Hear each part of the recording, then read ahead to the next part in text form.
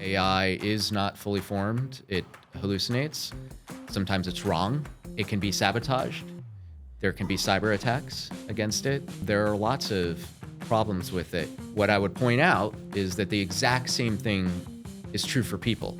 There are some people argue that, there's so much available now in the greater data sphere around the world that classified, curated intelligence will matter less and less. Classified information isn't really going to answer the question for you. Most information about the economy is, by its nature, open source. Today, we are joined by Anthony Vinci, Senior Fellow at the Center for New American Security. Anthony is a former Chief Technology Officer and Associate Director for Capabilities at the National Geospatial-Intelligence Agency, and he is the author of the upcoming book, The Fourth Intelligence Revolution, The Future of Espionage and the Battle to Save America. Today, we talk about how AI, autonomous systems, and other technologies are changing the business of intelligence and what the future of intelligence might look like.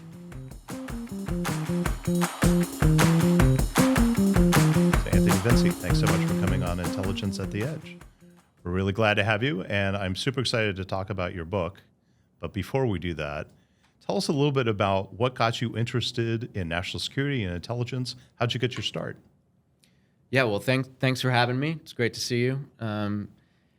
Yeah, that's a great question. I was raised by a Marine. And like a lot of people in our country who was raised by somebody who served, my father was in Vietnam. Yeah. I was sort of born with a certain level of patriotism and concern about geopolitics and international relations, and knew from a fairly early age that at some point I wanted to serve.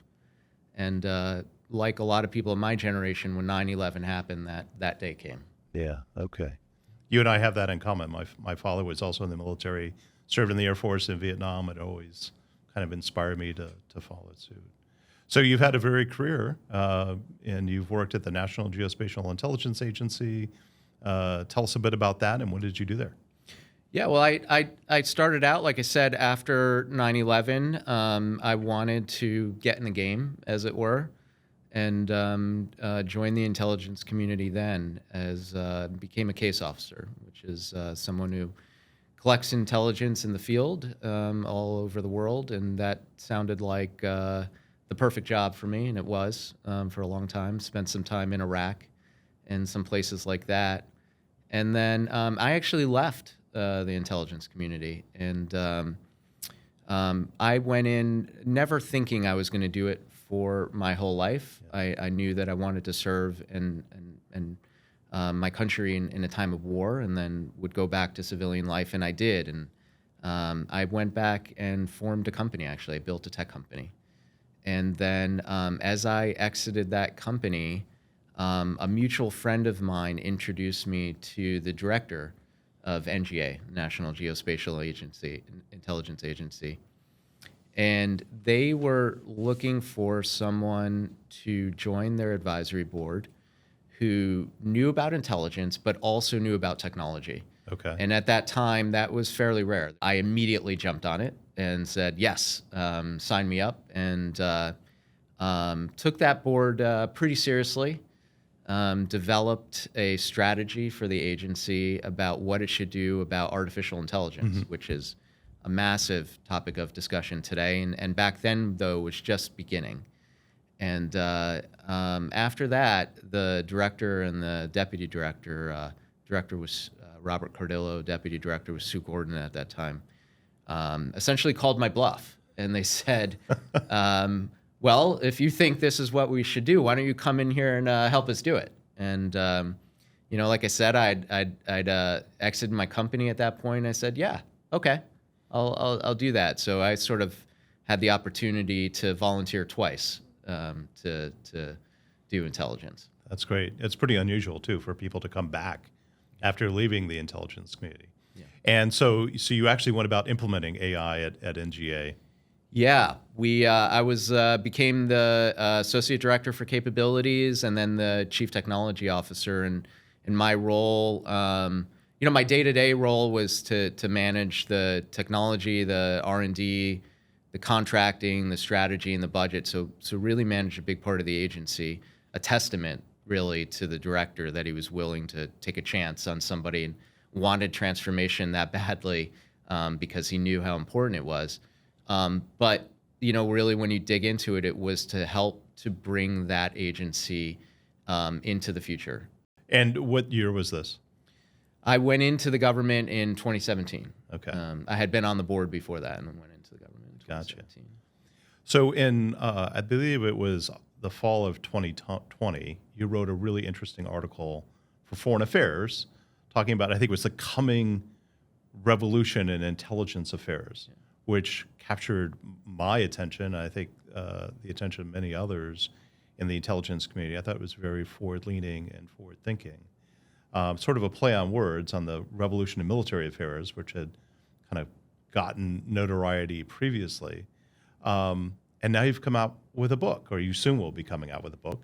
And let me get the title right. It's The Fourth Intelligence Revolution, The Future of Espionage, and the Battle to Save America. And it should be coming out later this fall. I can't wait to read it. But tell me, what inspired you to write the article back in 2020 and now to write the book? Yeah, well, when I was in government, I didn't even really comprehend it at the time, but we were sort of sitting in the center of a revolution that was just beginning. And that was this move to incorporating artificial intelligence in a real way into operations. The government has been involved in AI since the beginning of AI. Many of the earliest AI studies programs and research, they were ultimately funded by the Department of Defense. We didn't invent any of that. What had happened at that time period was that we were beginning to be able to actually implement it on a day-to-day basis, and that's what we were trying to do. But once you start to think those thoughts that we could actually implement this, you realize very quickly it's not just about technology. It's about lots of things. It's about training. It's about recruitment. It's about how do you acquire these technologies. So that's a lot of the work that I did at NGA. And as I left NGA, I had, like a lot of people, reflected on my time, thought to myself really what was going on and what would happen in intelligence if some of these things really took hold. And that led to this article in Foreign Affairs. And where, as I thought it through at its extreme, I realized that if you started implementing AI, the AI would actually not just become a tool of people, but would become the primary player in many ways. That AI would be the target of intelligence, that it would in fact become also not just the creator of intelligence, but the consumer of it. And that really was what that article was about. And I still believe that that's the case. And I do hope that it led some people to think differently of where we were going with intelligence and AI. And I had sort of dropped the issue after that. I continued writing about other topics, but actually Nadia Chodlow, who's H.R. McMaster's deputy and mutual friend of ours, suggested, no, why don't you continue thinking this through and write a book? And so I did. Took several years, as books do. And that's where the book journey began. And as I started to write that book, I realized this revolution, first of all, wasn't the first revolution. And just like the revolution in military affairs, there had been previous ones. And what were those? What were the earlier ones? Yeah, the first revolution, and I really start around World War II. And the first revolution was the creation of the OSS during World War II, which created the sort of basis of intelligence as we see it today. The idea that there's a more or less centralized agency that does this, the offices that do it, that there is an analysis office, there's an operations office, a communications office, and so forth. The baseline things that form our agencies today. The second revolution came during the Cold War, when we really proliferated agencies and created the structure of intelligence as it is today, where we had the Central Intelligence Agency, where we had the NSA doing signals intelligence, the DIA doing defense intelligence, and also where we really professionalized intelligence and made it a permanent, and this is important, a peacetime activity. Previous to World War II, Right. America did not like the idea Just of during peacetime crisis. intelligence. The next revolution happened after 9/11, and that's where we started actually, interestingly, making intelligence less secret. And we had things like InQtel, which is a public CIA venture capital organizations and things like this to help the mission, where we started incorporating a lot more open source intelligence and a new form of what I called networking intelligence. And now we're on our fourth intelligence revolution. Driven, you say, by AI. And the geopolitical conflict with China. And each of these revolutions has been driven by those two factors: technology and a geopolitical enemy that changes the situation radically for the intelligence world. Yeah. Okay. So in 2020, I'm going to quote you here. You wrote, "In the future, machines will spy on machines in order to know what other machines are doing or are planning to do." So can you unpack that a little bit more for us? What does this mean? Yeah. The example I used in the article and that I think is helpful is from hedge funds. And in the world of hedge funds, it's very, very competitive. You're trading on a market. The other hedge funds are trying to get their competitive edge. It's a zero-sum game. And so to succeed in that game, what hedge funds started doing is incorporating rhythms and AI to compete with each other. And over time, for people to become less and less useful in that trading. And so these types of hedge funds became called quantitative or quant funds. And they started competing against other quant funds. In that environment, everything moves so fast. It's so complicated. People really can't keep up. They can kind of oversee the trading, but you kind of have to let these systems trade on their own.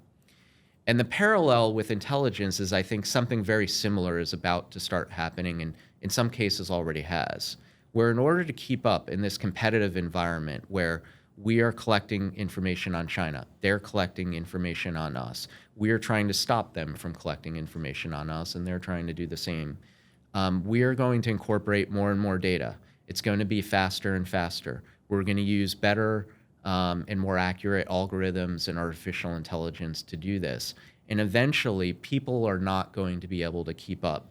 Maybe we'll be able to oversee it, and maybe it will feed out intelligence to people. But ultimately, these systems are going to become autonomous to a degree and collect information about the other side and try to stop the other side from collecting information about us. Yeah. And that's where the machines are going to be spying on the machines. Yeah, absolutely. And people express concern about what's this going to mean for the human employees at our intelligence agencies, analysts and operators alike, as they start interacting with AIs. Perhaps AIs are taking away some of the jobs that they've been doing. How do you see that? Yeah, what's interesting in this space is I actually think people become more important. And as a parallel, I'd point to the invention of Excel, spreadsheet software in the 80s. Prior to that time, a spreadsheet was literally a sheet of paper laid out on a table in which people, think of it as a graph, and we're filling in numbers to create a financial model for a company. It took multiple people and accountants to do this. It was hard to do. You needed professionals to do it for you if you were in a business. And all of a sudden, software like Excel comes out. And now I, as a person who wasn't a professional accountant, could build my own financial model. The system could do that.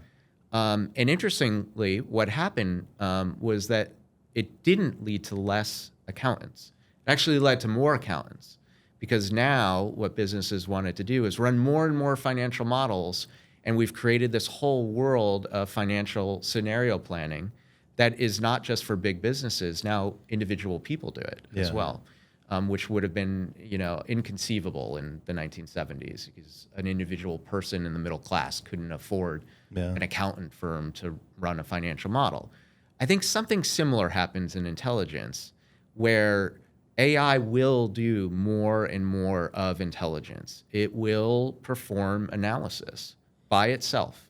It won't be a tool so much as it is today. A lot of software is today. it will do it. However, the role of an analyst, for example, is going to change radically, where they're now sort of become a partner with their customers. Think about them. Think about a junior analyst being more like the briefer of the president's daily brief. Somebody who is maybe the director of the CIA, that level kind of person, where they have a relationship with the president. The president can ask them questions about a brief. They can task them to do things. They know how the president likes to interact with information. They're a true partner. Yeah.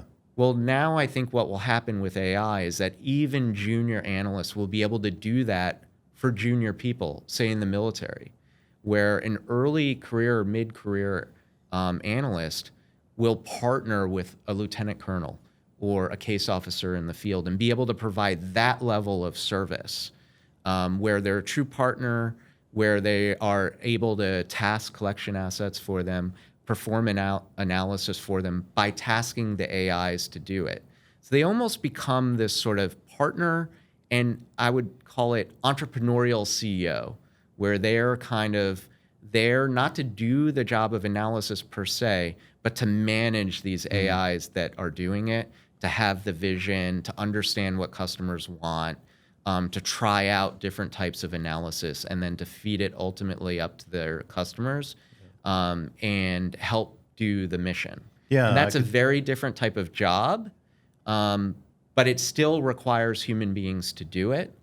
And so I think that we will want more and more of that kind of analysis over time. Interesting. You talked about some of the experiences that you've had in the private sector, companies on Wall Street using AIs. In the intelligence world, do you see anybody outside of NGA applying AI effectively? It doesn't necessarily have to be a U.S. intelligence agency.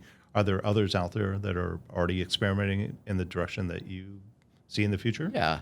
Well, I will say that the director of NGA recently announced that they are not only producing AI intelligence, but they actually have a specific note that goes on intelligence reports now that says something along the lines of, this intelligence report was generated by a machine, a human being has not reviewed it. And so not only is AI being used in real life in intelligence, it has its own slug at this point. So I think that's a pretty good sign that it is happening. The agencies have come a long way, and there are several big programs out there now, like Project Maven, for example, which is another NGA program where they are paying companies to use it. And this is a breakthrough and kind of goes along the lines of what I was saying, is that to keep up in this competitive environment against an adversary like China, we're going to have to use AI, and they're starting to do it. And just for our listeners who perhaps are not familiar with Project Maven, but this was one of the original applications of artificial intelligence at NGA that was specifically leveraging computer vision, if I recall correctly. What started as a very small, very sharp program is now a very big program that's really spreading out, and I think is a great example of how the government actually can incorporate these kinds of technologies into day-to-day intelligence operations. Yeah. So what do you say to critics who argue that AI is still not fully developed, they're still prone to hallucinations and making errors of fact? How do you account for that in your vision for how AI is going to transform intelligence work? They're absolutely right. I mean, AI is not fully formed. It hallucinates. Sometimes it's wrong. It can be sabotaged. There can be cyber attacks against it. There are lots of problems with it. What I would point out is that the exact same thing is true for people. Human beings can be wrong. They can have bad training. They can have bad data. They can be subject to counterintelligence issues, like by being recruited by a foreign adversary and sabotaging intelligence. So we never have had perfect intelligence, even when we had people. And we will never have perfect intelligence from AI. It's a question of calculated risk and how do we deal with those risks. And we're going to have to create a whole system of protective measures for AI, just like we did for people. We created a system of counterintelligence to protect people from error, from sabotage, from disinformation in the intelligence community. We'll need the same thing for AI, and I believe that some agencies must be working on such systems today. Okay, interesting. That's a pretty intriguing insight. Now, thinking about AI, the conversation often then leads to open source intelligence. There are some people argue that there's so much available now in the greater data sphere around the world that classified, curated intelligence will matter less and less, and that we can kind of get everything we need from open sources, and that those open sources will sort of be the fuel for these AI engines of the future. What's your take on that? Yeah. I'm a big fan of open source intelligence in many ways. In particular, and I write about this in the book, for areas of competition where most of the information is open source. So economic competition, science and technology competition, things like that, where classified information isn't really going to answer the question for you. Most information about the economy is by its nature open source. And I think the best economic, if we can call them intelligence analysts, they wouldn't refer to themselves as that, but people who know about the economy are in the private sector. They're at hedge funds, they're at banks, and so forth.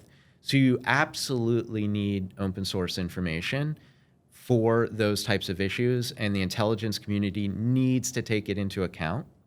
And in some other areas like political and military intelligence, there's also a lot available in the open source community that they should be getting this information. And there are intriguing new open source capabilities like commercial satellites, where absolutely we should take that into account. However, we have to balance that against that intelligence is competitive. Adversaries know that they are being collected on. And so there might, for example, be a commercial satellite collecting information over China or Russia or Iran. They know that too. They see what's going on, and they can hide what they're doing from these open source intelligence collection platforms like a satellite and so forth, and protect themselves, or they can feed it disinformation. And so you're necessarily in the open source world going to be up against a nation state who knows how to protect itself. That's where classified intelligence comes in, and why we need it just as much, and I would say more than open source intelligence for those kinds of issues, because that's what classified intelligence does. They do things secretly.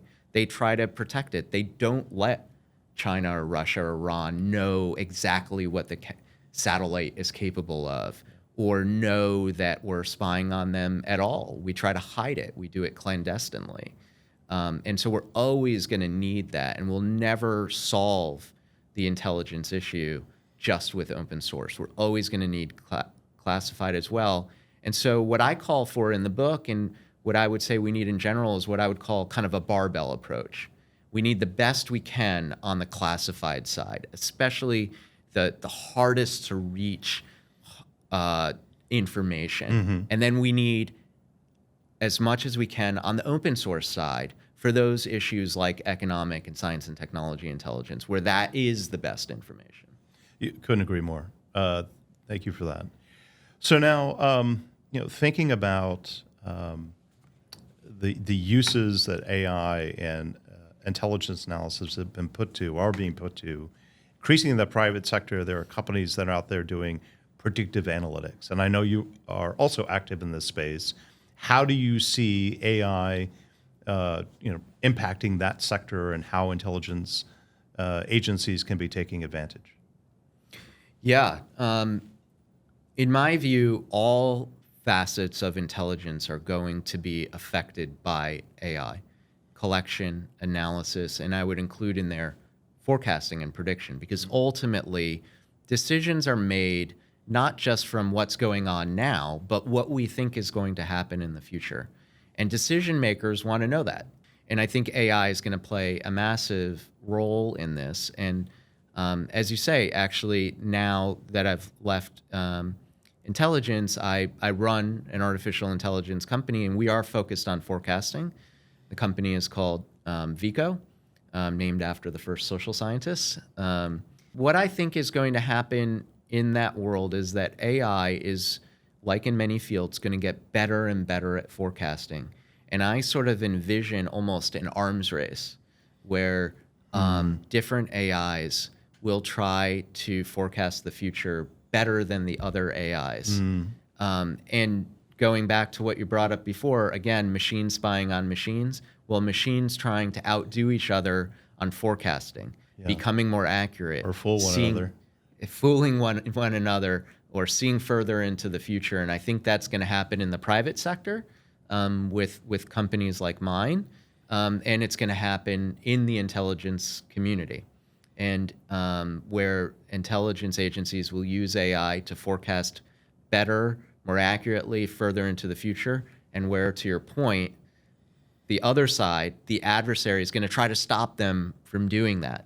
And they're going to try to undermine their forecasts and maybe, for example, put out disinformation leading them to a bad forecast. And we're going to have, again, an arms race of forecasting and disinformation and so forth. It'd be interesting to watch. So you've been out of government now for several years, and I myself retired 2 years ago from CIA.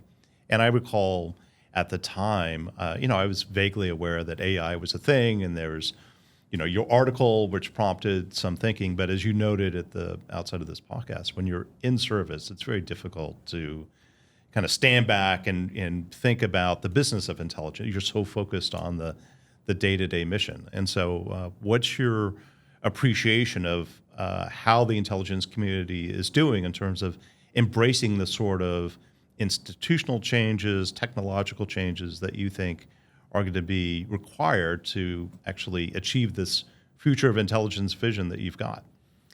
Yeah. Here's the thing I think a lot of people don't consider. In Washington, there's this idea of antibodies. And that idea is that for every new idea out there, there's someone who wants to fight against it, like in the immune system, the antibody. And somehow people have this vision that these are malicious people. But actually, I think that sees the problem in the wrong way. I think when new ideas come out, everyone just in the national security community just wants to do the mission as best they can.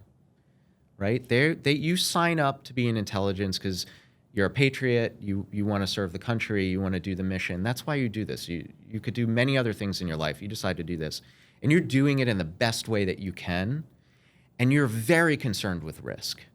You don't want soldiers to be harmed in the field because your intelligence report is wrong. Yeah. You don't want a missile to slip through the cracks, right? And so you're doing the mission the way you were trained to do it, the best way you know how. Now, what happens when a new technology like artificial intelligence kind of comes out is that people look at it and they say, that's great. Like, I would love to have that magical new technology do it. But they're looking at it also from this perspective of risk and saying to themselves, there is some risk here. What's the risk that it doesn't work, that there's an error, it is untested? I know that what I do is tested. I've been doing this way for decades now. Right. I've seen all the studies. I know it's not perfect, but I know where it can go wrong, and I know that there's a process in place to kind of ensure that we do the best we can. And I don't know if there's that for artificial intelligence quite yet. And so that's the mentality. Now, the role of people like me when I was at NGA is not only to transform these agencies and bring in these technologies by just introducing them, but thinking about those risks as well. Yeah. And trying to come up with solutions and trying to assure people. And so we're in a phase right now where a lot of new technology is coming out and should be introduced. But at the same time, those risks need to be taken into account. And we need to help people understand and balance those risks and realize, by the way, that there's no risk-free experience, like I was saying before.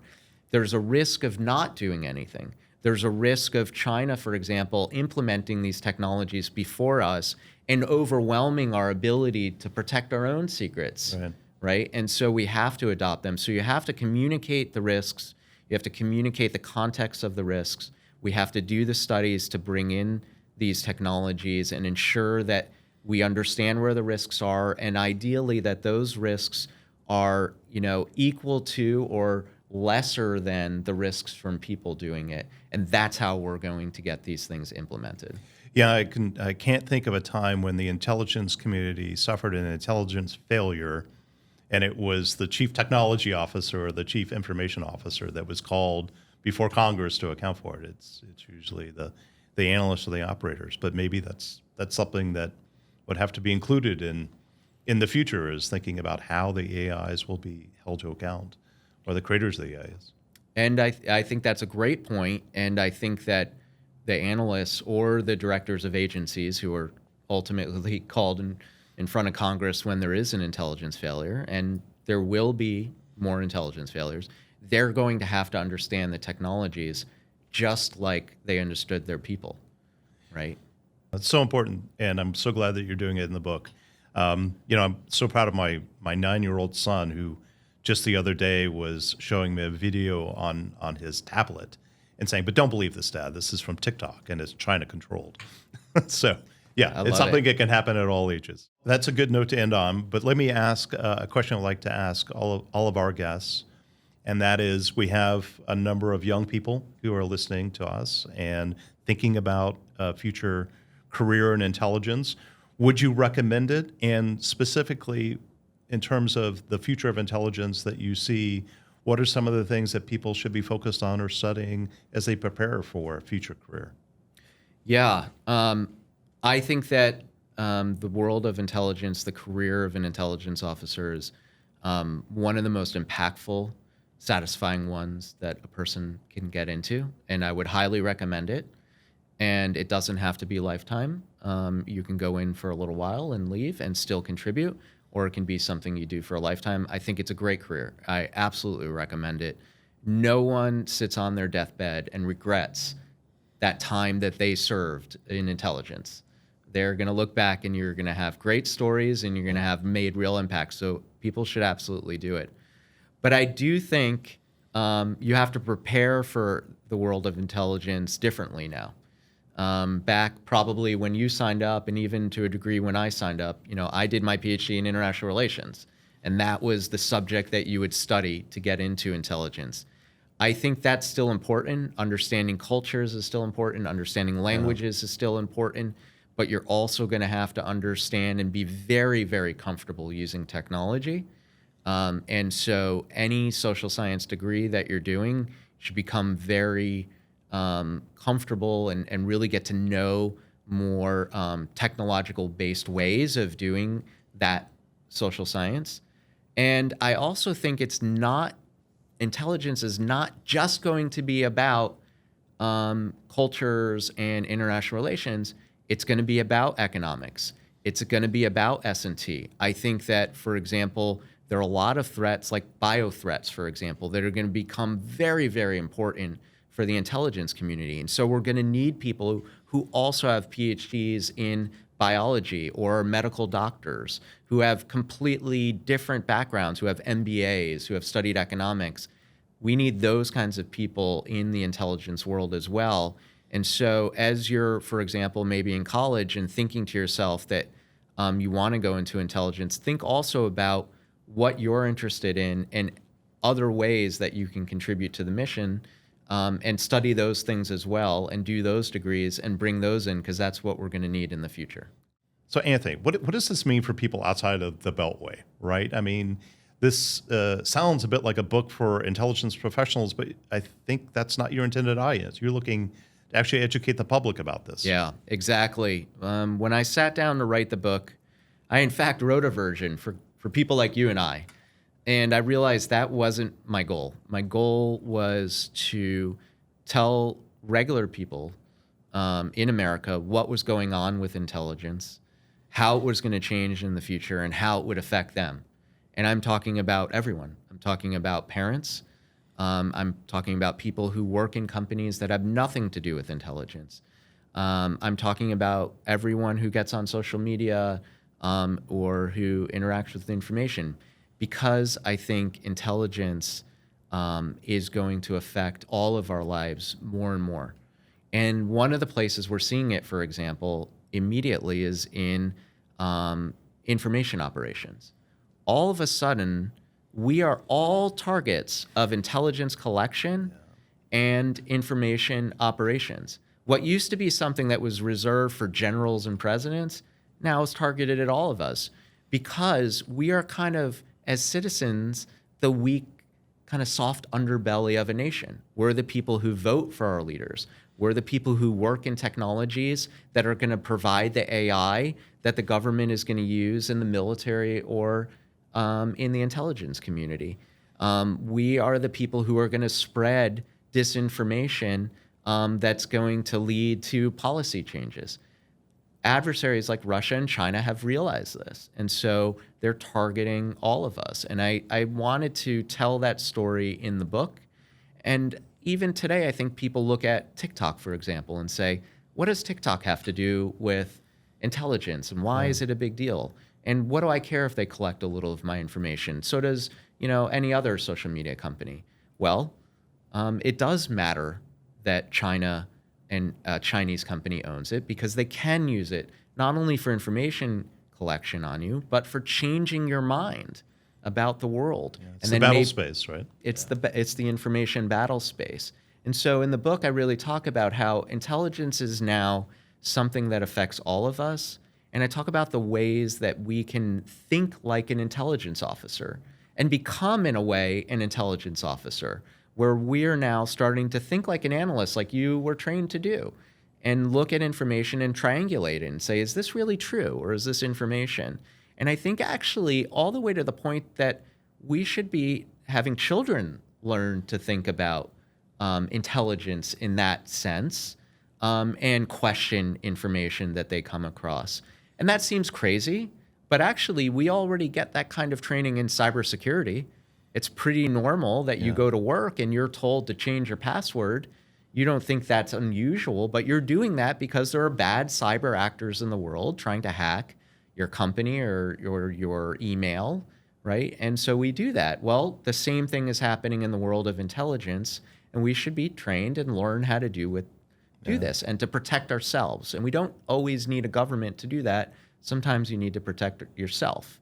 And that's what I talk about in the book. And I think it's very important that people understand this and learn to protect themselves, protect their families, protect their communities.